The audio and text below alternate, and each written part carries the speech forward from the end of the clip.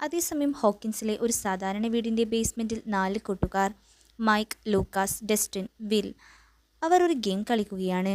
10 മണിക്കൂറോളമായി അവർ ആ ഗെയിമിലാണ്. ഗെയിമിൽ വിൽ നേരിടുന്നത് ഡെമോഗോർഗൻ എന്ന രാക്ഷസനെയാണ്. ഡൈസ് എറിഞ്ഞ ആ രാക്ഷസനെ കൊല്ലണോ അതോ രക്ഷപ്പെടണോ എന്നതായിരുന്നു വില്ലിൻ്റെ മുന്നിലുള്ള വഴി. വിൽ പൊരുതാൻ തീരുമാനിക്കുന്നു. പക്ഷേ ഡൈസ് എറിഞ്ഞപ്പോൾ അത് മേശയിൽ നിന്നും താഴേക്ക് വീണു പോകുന്നു. അപ്പോഴാണ് മൈക്കിൻ്റെ അമ്മ വരുന്നത്. രാത്രി 10:30 കളി നിർത്തി എല്ലാവരും വീട്ടിൽ പോകാൻ അവർ പറഞ്ഞു. ഡസ്റ്റിനും ലൂക്കാസും വില്ലിനും പോകാൻ മനസ്സിലായിരുന്നു. പക്ഷേ അവർ പിരിഞ്ഞു. പുറത്തിറങ്ങിയപ്പോൾ ഡസ്റ്റിൻ വില്ലിനോട് ഒരു സ്ട്രേസ് വെക്കുന്നു. ആദ്യം വീട്ടിലെത്തുന്നവർക്ക് ഒരു കോമിക് ബുക്ക്.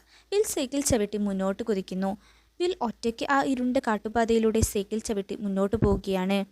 മിർക്ക് വുഡ് എന്നറിയപ്പെടുന്ന ആ വനപ്രദേശം പെട്ടെന്ന് വഴിയരികിലുള്ള തെരുവ് വിളക്കുകൾ മിന്നിത്തുടങ്ങുന്നു. വില്ലിൻ്റെ മുന്നിൽ ആ ഭീകരരൂപം പ്രത്യക്ഷപ്പെടുന്നു. പേടിച്ചു വിറച്ച വിൽ സൈക്കിളിൽ നിന്നും നിയന്ത്രണം വിട്ട് താഴേക്ക് വീഴുന്നു.